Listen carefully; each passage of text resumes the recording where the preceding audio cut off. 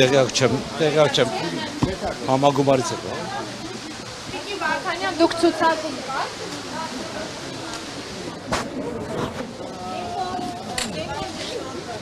Եկել եք Ես ավարտան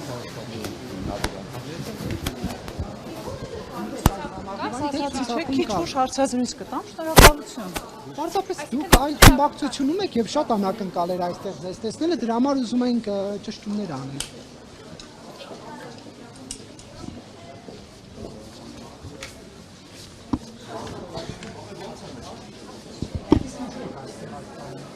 Հայաստանի մասին է խոսքը։ Ինչ եք առաջարկելու հայաստանի։